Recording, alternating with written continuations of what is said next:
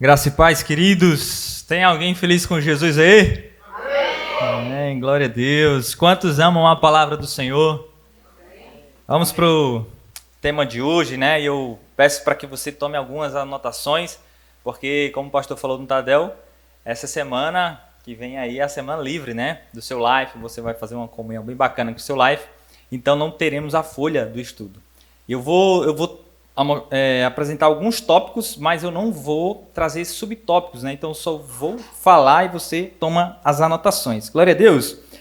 Repita comigo o tema de hoje: a beleza do Evangelho nos relacionamentos.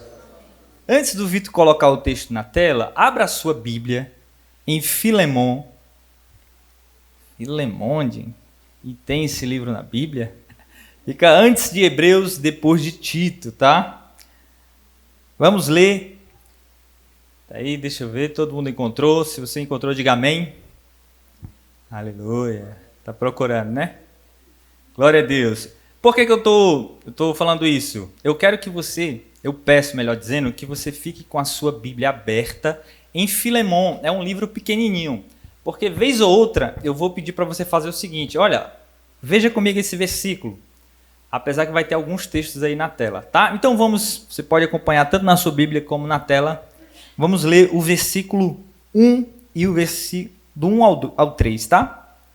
Diz assim a palavra do nosso Deus. Paulo, prisioneiro de Cristo Jesus, e o irmão Timóteo, ao amado Filemon, também nosso colaborador, e a irmã Áfia e Arquipo, nosso companheiro de lutas, e a igreja que está em tua casa. A casa de quem aqui, queridos?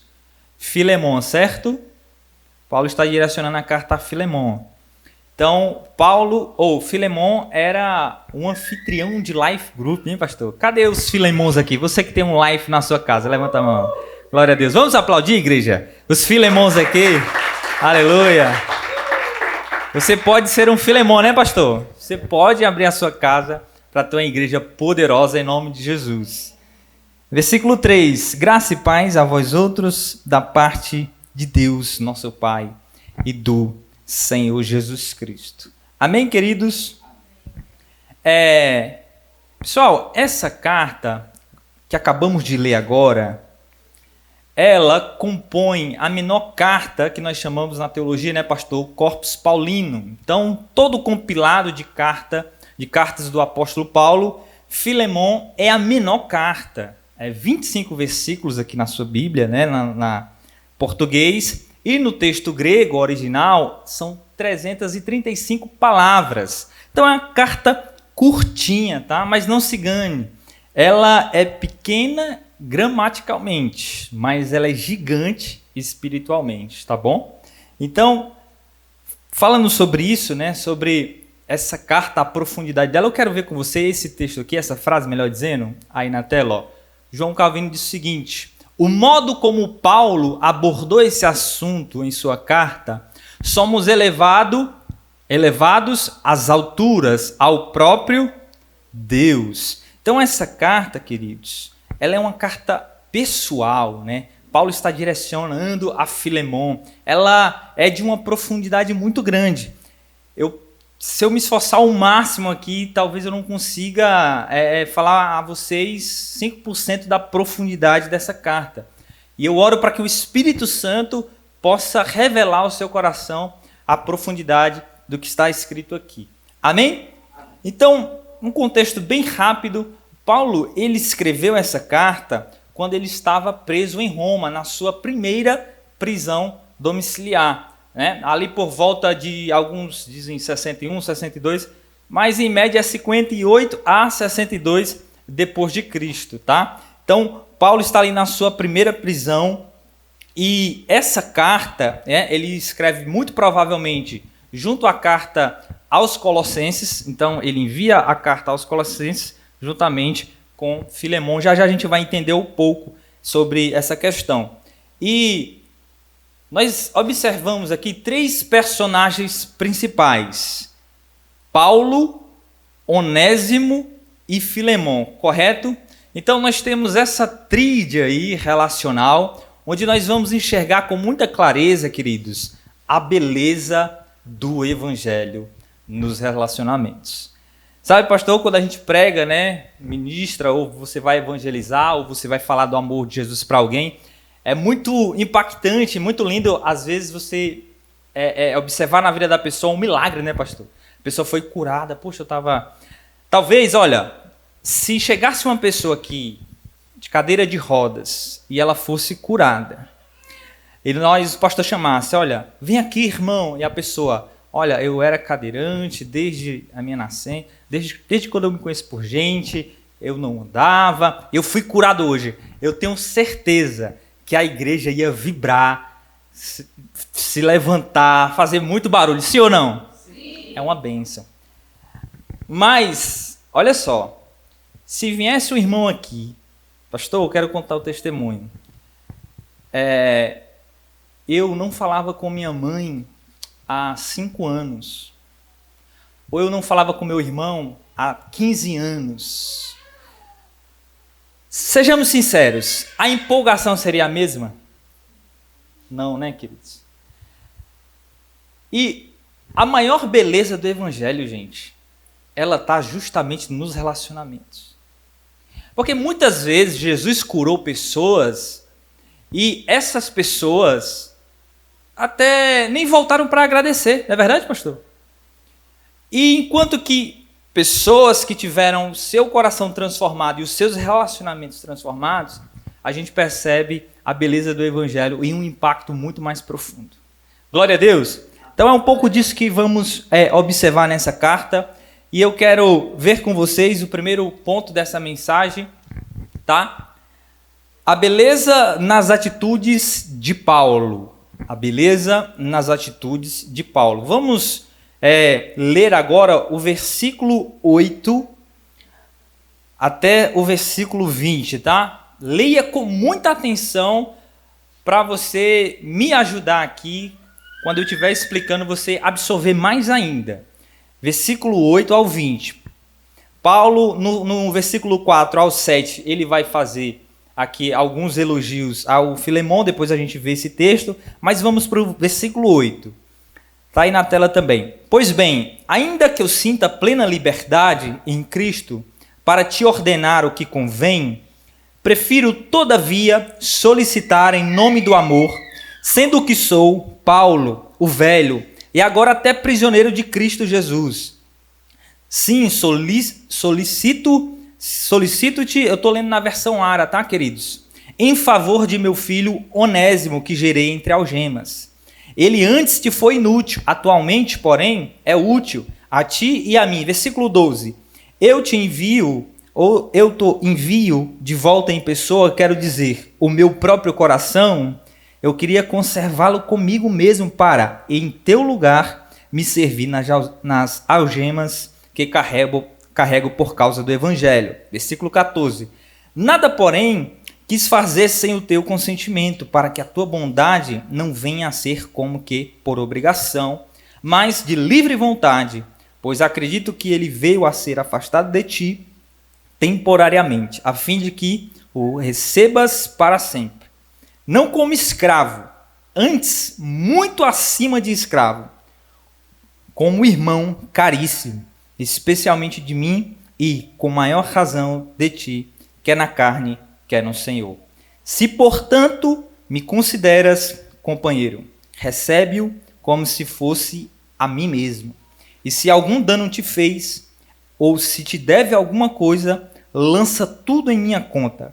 Eu, Paulo, de próprio punho, o escrevo. Eu pagarei, para não te alegar que também tu me deves até a ti mesmo. Sim, irmão, que eu receba de ti no Senhor este benefício. Reanima-me o coração em Cristo. Glória a Deus, queridos. Já deu para perceber um pouco aí do teor dessa carta, né? Então nós temos o apóstolo Paulo, temos Onésimo, que era um escravo fugitivo, e temos Filemon, que Onésimo estava sob a custódia de Filemon. Já já nós vamos entender um pouco mais dessa história, tá? Então, temos Onésimo, esse sujeito que está foragido, né? E que se converte, Paulo o ganha para Jesus ali na prisão. E antes da gente falar um pouco sobre Onésimo, como é o tópico, né, o primeiro tópico, a beleza nas atitudes de Paulo, então nós vamos fazer isso, tá? Observar a beleza do evangelho na atitude de cada personagem aqui da carta. Então vamos primeiro para o apóstolo Paulo, tá bom? O que nós observamos de cara, queridos, é que Paulo ele tem uma atitude de mediação, ou seja, mediador, intercessor, certo? Paulo, interessante, queridos, Paulo, que era um ex-perseguidor da igreja, um cara que fazia barraco, né, gente? Que provocava conflitos, um cara que não deixava a igreja em paz, a toda hora no pé dos irmãos, perseguindo a igreja, antes de conhecer a Cristo, né, verdadeiramente, o Paulo. E agora este sujeito está aqui, irmãos. Paulo, eu estava refletindo que Paulo, ele é um dos personagens bíblicos que mais resolve conflitos, né, pastor? Paulo escreve uma carta para resolver um problema. Se ele tiver percebido que não resolveu, ele envia outra, né, pastor? E ele é um cara interessado em resolver os conflitos da igreja. Paulo não é aquele tipo de líder que levanta um trabalho e deixa aquele trabalho lá ao vento e que todo mundo que está lá se vire, né, resolva os seus BOs. Não, Paulo é um cara extremamente interessado nos relacionamentos e na saúde da igreja. Paulo é esse cara que sempre está escrevendo, exortando, corrigindo para que os relacionamentos sejam restaurados. E aqui nós estamos vendo esse apóstolo Paulo, só que de uma forma mais pessoal, né?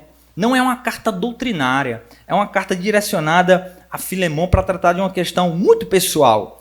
Então, queridos, nós observamos que Paulo, ele escreve no versículo 10, solicito-te em favor de quê? Meu filho.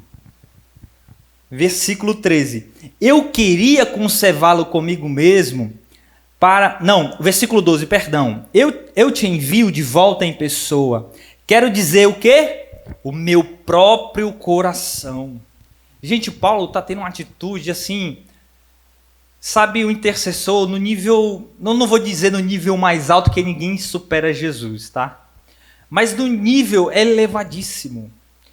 Paulo está dizendo, cara, é como se eu estivesse te enviando o meu próprio coração. É meu filho. Interessante que no grego essa palavra filho é técnico. O que é isso? É criança, é o menino. É como se Paulo tivesse, assim, aquele novo convertido, aquele bebê na fé. Olha, cuida dele. Cuidado com a vida dele. Porque nós temos outras expressões para filho no grego, né? Então, essa palavra, Paulo está dizendo assim, ó, eu estou te enviando o meu filho. E não só meu filho, mas eu estou te enviando o meu coração. E lá, no versículo 19, ele diz, eu, Paulo, de próprio punho escrevo, eu pagarei, para não te alegar que também tu me deves a ti mesmo. Não é esse versículo, tá? É o 17, perdão. Paulo diz o seguinte, se, portanto, me consideras companheiro, recebe como se fosse o quê? A mim mesmo. Olha só, gente, que nível de intercessão. Que nível de mediação. Não é aquele network barato que muitas vezes a gente vê. Ou liga para o teu amigo fulano para ele... Não que isso seja errado, tá, queridos? Liga para o teu... Eu falei barato no sentido que é um nível muito raso. Para ele... Eu já vi crente querendo sair de blitz. Ou liga pro... Nós tínhamos um pastor... Temos, né? O pastor Romero. Ele trabalhava na rodoviária. Era na PRE, né? Polícia Rodoviária Estadual. Irmãos, nós já vimos pessoas encrencadas na blitz querer ligar para ele só porque ele era o pastor, né? E às vezes nós enxergamos isso. Poxa, tu conhece fulano? Isso não é errado, né? Você ter network. É muito bom. Mas até tem alguns irmãos aqui também são advogados. Como advogado, quando você está ali advogando uma causa, você tem um certo limite, né? Muitas vezes o advogado não pode colocar a própria vida dele em risco, colocar a família dele, colocar o coração dele. Muitas vezes ele tem que ser extremamente racional, né? E senão ele se envolve emocionalmente, ele acaba até se prejudicando.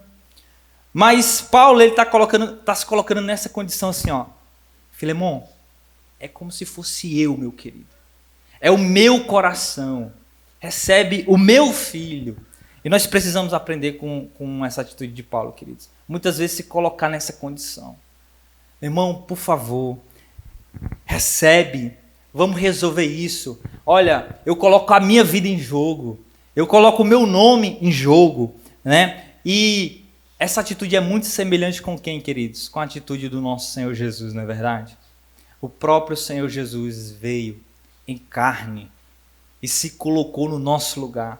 Aquela cruz não era para ele, era para nós, mas ele levou sobre si o nosso pecado, os nossos pecados. Ele levou sobre si a ira de Deus que deveria cair sobre nós, mas Cristo foi o perfeito mediador, o perfeito intercessor.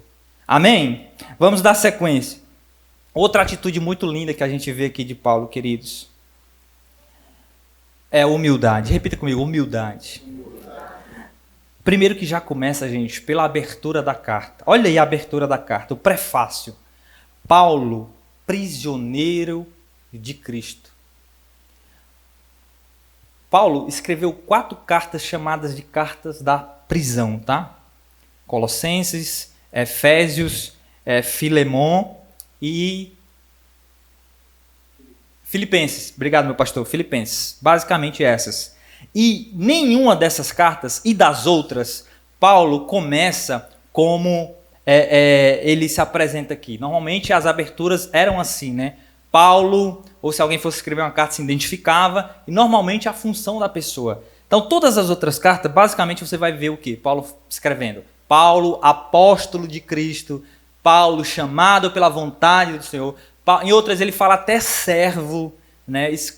Escravo, mas prisioneiro é só aqui. E eu acredito, tá? Isso é uma conjectura minha. Eu acredito que ele começa dessa forma, não só pelo fato dele estar preso por causa de Cristo mesmo. Em outras versões vai estar isso por causa de Cristo e não só prisioneiro de Cristo, mas também pelo teor que vai ser essa carta, o teor dessa carta. E veja comigo aí o versículo 8 e 9. Ó. Versículo 8 e 9. Pois bem, ainda que eu sinta plena liberdade em Cristo para te ordenar o que convém, prefiro, todavia, solicitar em nome do amor. Sendo o que sou, Paulo, o apóstolo. Hein, gente? O quê? O velho, né? E agora até prisioneiro de Cristo Jesus. Veja que Paulo, ele não usa da prerrogativa de sua autoridade. Ele tem autoridade, ele é apóstolo. Ele foi levantado para o Senhor para ser esse canal de autoridade bíblica e doutrinária.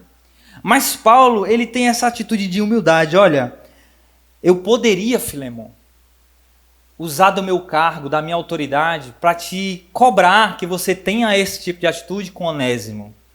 Mas eu prefiro te pedir em nome do amor. Olha só que humildade, né? Quantas vezes nós queremos resolver conflitos na base da lei e na base da autoridade? Menino, tu tem que me respeitar que tu é meu filho. Minha esposa, você tem que fazer isso porque você é minha esposa. E nós precisamos muito vigiar nisso, querido. Não que isso seja errado, mas muitas vezes nós estamos só se apoiando na lei e na autoridade. E muitas vezes deixando o amor de lado. Quantos filhos, né, pastor? Pastor que está há muito tempo na igreja. Quantos filhos de pastores, de crentes que têm um trauma com a igreja e com a família? Porque tudo que o pai ia fazer era na base da autoridade. Nunca era na lei do amor. Nunca era com carinho, né? Então nós temos que ter essa atitude de humildade. Não é porque você tem a autoridade que você sempre vai chegar nas pessoas olhando de cima para baixo. Você tem que entender que há uma lei superior a qualquer outra lei, a lei do amor. E o Senhor Jesus nos chama para ter esse tipo de atitude, de amor, de amor. Amém, queridos? Outra atitude linda de Paulo. Você está anotando? Eu já disse o quê? Ó, mediador, né? Uma atitude de mediação, humildade. E Paulo tem outra atitude muito linda que a gente observa nessa carta. Paulo ressalta o valor de Onésimo. Paulo, ele ressalta o valor de Onésimo. Veja comigo o versículo 11, tá?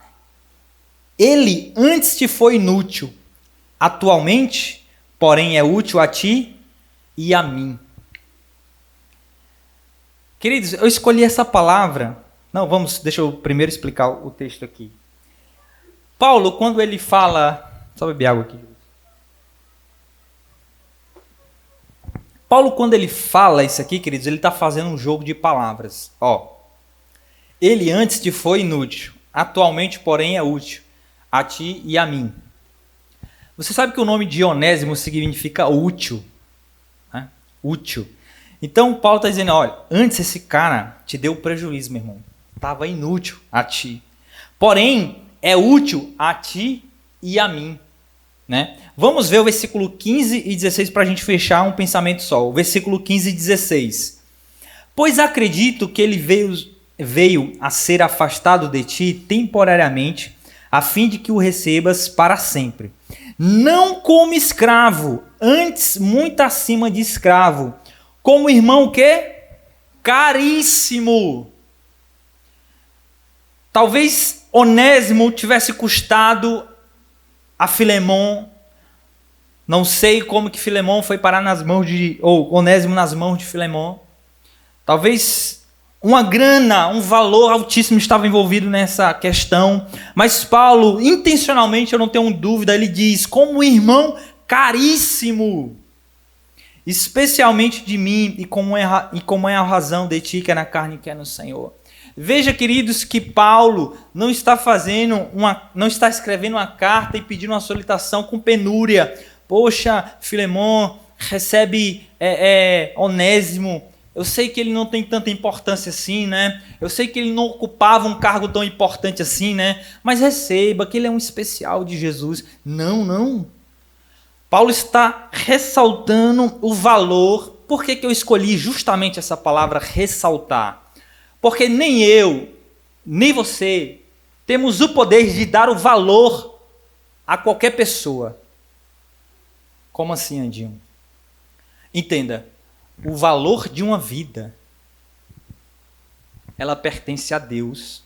E foi Cristo Jesus que comprou.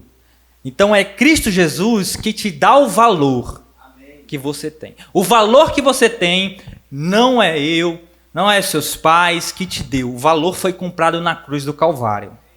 É por isso que é muito importante que você entenda que é Cristo que te dá o valor. Porque muitas vezes você está esperando os elogios, esperando as recompensas, esperando o aplauso dos homens, e muitas vezes os homens falham. Sim ou não?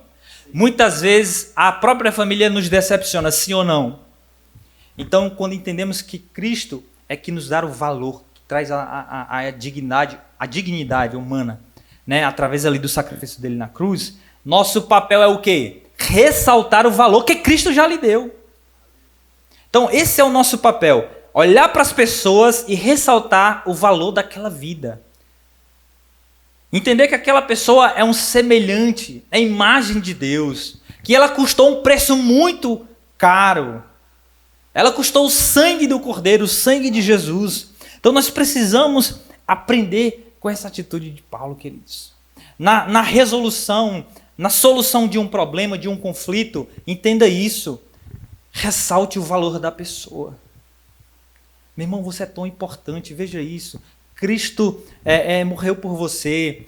Sabe, muitas vezes a pessoa vai resolver um conflito, vai tentar reconciliar os pares, e ela está só focando no problema e na falha de caráter da pessoa. Talvez ela teve uma atitude condenável e a pessoa está lá, levantando, enchendo a bola do problema, né? Poxa, você é tão assim, você precisa mudar, você precisa fazer isso. E nunca ressalta o valor daquela pessoa. Então, por mais que Onésimo tinha errado no passado, Onésimo agora é uma nova criatura. E Paulo está enxergando isso, Paulo está ressaltando isso para Filemon. Vamos dar sequência. Outra atitude do apóstolo Paulo que nós precisamos enxergar aqui e que é tão linda, queridos. compromisso com o próximo. Repita comigo, compromisso com o próximo. Veja o versículo 18 aí, ó. E se algum dano te fez, ou se te deve alguma coisa, lança tudo em minha conta. Queridos, isso aqui é muito importante e é muito belo observar isso aqui, tá? Porque Paulo se compromete com Filemon não só emocionalmente, espiritualmente, mas também financeiramente. Essa atitude de Paulo, ela é muito semelhante à de quem, gente? A do bom samaritano, lembra? Aquele personagem descrito na parábola que Jesus contou, que um sujeito que descia de Jerusalém, foi assaltado, espancado, estava quase morto. E aí vem um sacerdote, observa, só que o que ele faz? Vai por outro lado. Aí vem um levita, descendo também, o que ele faz? Vai por outro lado. Aí vem um bom samaritano. E aí o bom samaritano, ele não só para, mas ele derrama óleo e vinho nas feridas do sujeito. Custa, né, gente? Óleo e vinho para a época. Ele coloca o sujeito no seu animal, seria o carro de hoje, né? Quantas pessoas que você não pode nem entrar com chinelo com areia no carro da pessoa? Né? Imagina você colocar o cara ensanguentado, ferido, no seu banco de couro. Você teria coragem? E aí o bom samaritano leva aquele cara para uma hospedaria e ele dá 2 denários, cuida deste homem. E vem cá, se a conta passar, meu amigo, eu vou te restituir o valor. Olha só que atitude linda, queridos. Linda.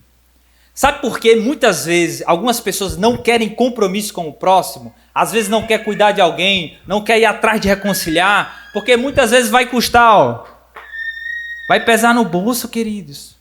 Muitas vezes não é só investimento de tempo, investimento emocional, de você se entregar aconselhando, mas também é um investimento financeiro. E muita gente, quando chega nessa parte, dói. E Paulo está falando o seguinte, meu irmão, Filemon, se ele te deu algum dano, se ele te deu algum prejuízo, coloca na minha conta aí, meu querido. Sabe, queridos, não é porque os nossos pastores estão aqui, tá? Pastor Angélico, pastor André, pastor Watts. Mas quantas vezes eu vi a nossa liderança tirando dinheiro do bolso para resolver conflitos, literalmente, gente. Teve uns meses atrás aí, teve um probleminha financeiro. Eu vi o meu pastor tirando dinheiro do bolso. Quantas vezes você, discipulador, líder de célula, líder de life, muitas vezes foi só você que tirou dinheiro do bolso para comprar o lanche, sim ou não? Porque às vezes os irmãos não tinham. Quantas vezes você não tira dinheiro da sua gasolina para ir visitar o irmão lá em Gramame, lá em Santa Rita? Quantas vezes? Mas por quê? Porque você entendeu que ter compromisso com o próximo vai custar. Custou a vida de Jesus, queridos. Deus não enviou um anjo. Deus não enviou uma tropa celestial. Deus enviou o seu próprio filho. Custou caro, queridos. E muitas vezes a gente está medindo esforços. Quanto vai custar? Está na sua condição? Você pode? Vamos ter compromisso com o próximo. Amém? Glória a Deus, queridos. Veja comigo essa frase aí essa frase aí você pode anotar, se você quiser. Se comprometer com o meu próximo é viver a beleza do Evangelho. Ignorar o meu próximo é viver a feiura do ego.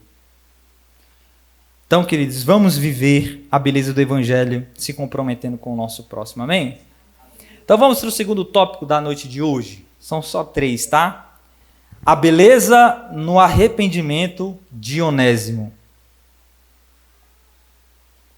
Andinho, eu não consegui anotar as atitudes que você falou aí. Então, bem rápido, anota.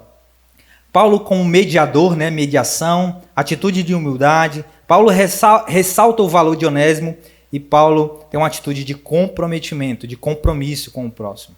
A beleza no arrependimento de Onésimo. Veja aí o versículo 10 e o 13. Sim, solicito-te em favor de meu filho Onésimo, que gerei entre algemas.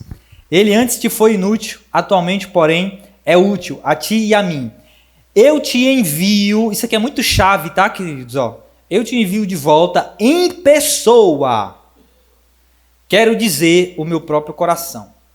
Vamos lá, queridos. Qual é a beleza na atitude de Onésimo aqui após a sua conversão? Né? Ele... Acho que apaga a luz. Onésimo, ele era o escravo, correto, queridos? De Filemon. Só que quando você lê um texto desse, você tem que ter muito cuidado para você não ser anacrônico, não cometer um anacronismo. Que é o quê? É você pegar uma ideia de uma época atual e querer aplicar em outro contexto. Nunca associe, quando a Bíblia está falando dessas questões, a, por exemplo, a escravidão e os escravos da história recente, tá? Então, no contexto romano da época, havia várias possibilidades de uma pessoa se tornar escrava. E era qualquer pessoa, gente, literalmente qualquer pessoa. Não tinha essa de era da etnia tal, da cor tal. Então, várias possibilidades. Às vezes a pessoa tinha uma dívida, ela queria pagar aquela dívida, ela se submetia a servir uma pessoa. Às vezes ela estava numa situação de fome e às vezes a própria pessoa se submetia. Então eram vários contextos. Talvez seria interessante você estudar com mais calma isso, tá? Mas nós não sabemos o motivo pelo qual Onésimo se tornou ali servo, escravo de Filemon, né? E aí, a ideia é que ele foge e pela carta, o teor da carta, ele foge e sai arrastando alguma coisa, né? Talvez rouba alguma coisa de Filemon, dá um prejuízo grande. E muitos acreditam que ele realmente fez isso por conta que ele foi parar em Roma. Gente, de Colossos a Roma era quase 2.000 quilômetros. Então ele tinha que ter para se sustentar na viagem, né? E na fuga de Onésimo, ele vai para Roma, todos acreditam, por quê? Roma é uma cidade, né, pastor? A capital do mundo na época, extremamente, uma população gigante. Ele assim, eu vou para um lugar grande que quem vai me achar lá, né? Longe e grande, gigante. Se ele viesse para João Pessoa, seria difícil, que eu ia achar ele no Manaíra. Né? Mas imagina, e aí, outra coisa que não sabemos, como ele foi bater com o apóstolo Paulo, gente. E aí nós temos uma cristocidência aqui, né? Paulo fala que ele foi um filho gerado aonde? Nas algemas, na prisão, né? Mas era uma prisão domiciliar. Era uma prisão exclusiva do apóstolo Paulo. Então, para vocês terem ideia, o próprio apóstolo Paulo que custeava a casa, o aluguel, né? E ficavam os guardas lá, vigiando ele. Mas alguns estudiosos acreditam que na lei romana tinha a possibilidade sim de um certo preso ir à casa de outro preso, por algum motivo. Mas nós não sabemos bem esse motivo. O que nós sabemos e temos certeza é que Paulo ganhou Onésimo para Jesus de alguma forma. Bateu com ele ali, eu não sei se ele foi... Ou sei se Onésimo estava rodando assim, perdido, atribulado. Aí veio um irmão, rapaz, tem um life ali, mas esse life é diferenciado. Ele acontece numa prisão, bora lá. E Paulo ganhou Onésimo para Jesus. Na fuga de Onésimo, ele foi achado por Cristo. Quantas pessoas estão fugindo, queridos? Talvez você está aqui hoje, está fugindo de alguma questão do seu passado. Mas você fugiu e bateu no lugar certo. Porque Jesus está aqui para resolver a tua situação. Então, olha a atitude linda de Onésimo após a sua conversão. É que, pastor, Onésimo, ele quer resolver a sua pendência do passado. Queridos, essa é uma atitude de uma verdadeira conversão. Quando a pessoa verdadeiramente se arrepende dos seus pecados, não é que ela esquece tudo que ficou para trás. É que ela vai olhar para trás e vai enxergar as pendências que ela tem e vai atrás de resolver. Ou seja, Onésimo não foge de suas responsabilidades. Quantas pessoas, queridos, estão fugindo de suas responsabilidades? Não estão encarando de frente. E aí eu lembro eu lembro de alguns anos atrás, eu tive uma situação um pouco complicada, não complicada, mas chata com um familiar, sabe? Eu não sei por qual motivo essa pessoa parou de falar comigo, da família. E aquilo me deixava inquieto. Rapaz, o que eu fiz? Eu pensei, rapaz, eu não sei o que é que eu fiz. Eu não sei o que eu fiz. Uma coisa eu sei. Eu não sei o que eu fiz, mas eu sei o que eu devo fazer. Você pegou aí, ó? Muitas vezes você não sabe o que você fez, mas você sabe o que deve fazer. Então o que eu sabia o que eu deveria fazer? Eu vou até a pessoa. Então, porque é chato, né, gente? Você tá num... Imagina, talvez você, não sei se você já passou por essa experiência de estar brigado com um irmão, com um parente, e aí no encontro da família, você fala com todo mundo, menos com aquela pessoa. Não é chato isso? E ela estava nessa situação, já estava incomodado, meu Deus do céu. Eu vou resolver isso. E aí eu fui até aquela pessoa, assim, sem ela perceber nem nada, eu cheguei perto dela, olhei nos olhos dela e falei assim, ó, eu quero te pedir perdão. Quando eu falei isso, queridos, essa pessoa me deu um abraço e desabou em lágrimas. Até hoje eu não sei o que eu fiz. Eu sei que eu pedi perdão. Olha, se eu fiz alguma coisa, por favor, eu te peço perdão hoje. A partir daquele dia, o nosso relacionamento foi reatado. Então, queridos, é tão séria essa questão de relacionamento que, lembra que Jesus falou o seguinte, olha, se você for ofertar e tiver uma pendência com o seu irmão, bota o dinheiro no bolso, meu campeão, e vai resolver. E volta, vai lá. Porque imagina, você vai orar, você vai louvar, vai tocar, vai fazer o que for, mas Deus está olhando para você e sabe que você tem uma pendência com seu irmão. É você orando, Jesus, que maravilha, e Deus assim, ó. Rapaz, quando tu vai parar para resolver essa questão? Quando tu vai parar para perdoar essa pessoa? Porque se eu não perdoar, eu estou inibindo o perdão de Deus sobre a minha vida. Falando sobre perdão, o pastor tem um livro só sobre isso, né, pastor? Um livro poderoso. Então, nós não podemos se submeter a essa condição, queridos. Tem uma coisa para resolver, vá resolver. Amém? Outra atitude linda de Onésimo, estamos caminhando para o final, é que ele, né, Paulo diz, né, este cara aqui, gente, ele falando para Filemão, escrevendo, né, antes te foi inútil, versículo 10, né, e atualmente, porém, é útil a ti e a mim. Olha só, um cara que antes dava trabalho, que estava numa condição de inutilidade, porque sem Cristo a vida é assim, gente. Sem Cristo tudo que fazemos é inútil. Lembra que Jesus falou? O que adianta o homem ganhar o mundo inteiro e perder a sua alma? Quantas pessoas estão assim, rapaz, eu estou construindo uma história, eu estou ganhando isso, aquilo, eu estou ganhando o mundo, mas no final das contas está se perdendo. Está perdendo a sua eternidade com Cristo. Então, esse cara agora é um cooperador. Olha só que interessante, Paulo vai falar o seguinte, ó, no 13, né? Eu queria conservá-lo comigo mesmo. Onésimo, a atitude dele é de cooperação. Agora ele é um cooperador no reino de Deus, se você quiser anotar, tá? Onésimo, um cooperador do reino. Que o próprio apóstolo Paulo fez questão, né, de Onésimo fazer parte ali do seu ministério. Imagina você agora, o apóstolo Paulo olhando nos seus olhos falando, rapaz, eu estou te enviando, mas meu desejo é que você ficasse aqui comigo. E aí, quem ficaria feliz, queridos? Trabalhando lado a lado com o apóstolo Paulo. Olha só que interessante, olha só que atitude linda. Porque muitas vezes a pessoa entrega a vida para Jesus e ela quer viver um isolacionismo evangélico. Ela quer viver no mundo gospel dela. É ela e depois dela, ela de novo.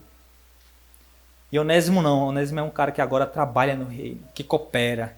Onésimo chegou à 4ª cadeira, né? Era um voluntário agora. Essa é uma atitude muito linda, queridos. Então, se você foi realmente renovado pelo Senhor, se você nasceu de novo, uma atitude que vai comprovar isso é que você tem um desejo de cooperar com o reino, de servir ao seu mestre. Rapaz, a minha vida era inútil. Agora Jesus me deu utilidade. Amém? Amém. Vamos caminhar para o último tópico. A beleza... Tá, antes do último tópico tem uma frase aí, tá? Solta aí, Vitor. Ó. Todos nós somos Onésimo. Essa parte aí, entre aspas, eu garanto que foi o Martinho Lutero, tá? A outra já não subscrevo, certo? Pode ser um terceiro. Escravizados pelo pecado. Todos nós andávamos errantes, perdidos, com sentença de condenação sobre nossas cabeças. Agora fomos encontrados, libertos e perdoados por intermédio do mérito de Cristo, dos méritos de Cristo. Amém? Glória a Deus, éramos onésimos. Vamos para o último e terceiro tópico. Veja aí, versículo 4 e 7, né? A beleza no coração de Filemon. Essa beleza no coração de Filemon, nós vamos enxergar a partir da descrição do apóstolo Paulo, tá bom? Então veja aí o versículo 4 ao 7. Dou graças a meu Deus, lembrando-me sempre de ti nas minhas orações, estando ciente do teu amor e da fé que tem para com o Senhor Jesus e todos os santos, para que a comunhão da tua fé se torne eficiente no pleno conhecimento de todo o bem que há em nós, para com Cristo. Pois, irmão, tive grande alegria e conforto no meu amor, no teu amor, porquanto o coração dos santos tem sido o quê? Reanimado por teu intermédio. Versículo 21. Certo como estou da tua obediência, e eu te escrevo sabendo que farás mais do que estou pedindo. Para a gente chegar no final aqui da mensagem. Filemon significa aquele que ama, aquele que é gentil. E Filemon, a descrição que percebemos do coração dele, através do apóstolo Paulo e do testemunho de toda a igreja, é que ele de fato é um cara que faz jus ao seu nome. Ele ama. Chegava alguém desanimado perto dele, ele reanimava o coração daquela pessoa. E Filemon, Paulo escreve com a convicção de que Filemon não só receberá Onésimo como seu irmão, como um filho, como o próprio apóstolo Paulo, mas que ele vai fazer além disso. Porque aquele que ama faz além das expectativas. Deus que nos ama faz infinitamente mais do que pedimos ou pensamos. Porque aquele que ama vai além das expectativas. Aquele que ama vai além das expectativas. Onésimo, sem sombra de dúvidas, foi perdoado por Filemon, foi liberto. A tradição diz, queridos, né? Não é bíblico a tradição, a história da igreja. Alguns afirmam que Filemon não só libertou Onésimo e perdoou a sua dívida, como também todo o corpo ali da liderança na igreja de Filemon, na casa dele, foram responsáveis para fazer de Onésimo o bispo da igreja de Éfeso. Então veja, um cara que para a sociedade não tinha tanto valor, mas quando se encontrou na beleza do Evangelho, o Senhor Jesus ressignificou o relacionamento deles. Paulo não quis se apegar na lei romana. Paulo se apegou na lei superior, a lei do amor, a lei de Cristo. Paulo não quis fazer uma revolução. Mas Filemon, como pode isso? A revolução ela é interna. Você nunca verá a igreja genuína de Cristo se levantando para fazer revoluções externas, pegando em pau, em pedra. Vocês têm que mudar a sociedade, porque é assim, assado. A corrupção nunca sairá da política se primeiramente não sair do coração do político. Então o evangelho ele trabalha no coração do homem. E foi assim que o evangelho fez na vida daqueles homens. De Paulo, Onésimo e Filemon. Se coloque de pé, porque eu quero que você veja esse último texto comigo, para a gente cantar uma canção que é, para mim, tá? Minha opinião, o texto mais belo de toda a Bíblia. Porque Deus amou o mundo de tal maneira que deu o seu Filho unigênito, para que todo que nele crê não pereça, mas tenha a vida eterna. Queridos, em toda essa carta nós percebemos Cristo nela. O maior feito do Evangelho em nós foi nos pegar, queridos. Nós que éramos antes inimigos de Deus e hoje somos amigos de Deus. Foi nos tirar do império das trevas e nos trazer de volta para o jardim. E agora não nos relacionamos com Deus. Agora não é só na viração do dia, mas é a todo e qualquer momento, qualquer hora que você quiser, você tem acesso ao Pai. Porque através de Cristo o véu foi rasgado e hoje nós temos acesso ao coração do Pai. Os relacionamentos foram restaurados. É aqui que nós encontramos a beleza do Evangelho, porque o Evangelho restaura relacionamentos. Vamos cantar essa canção, na sequência estaremos orando.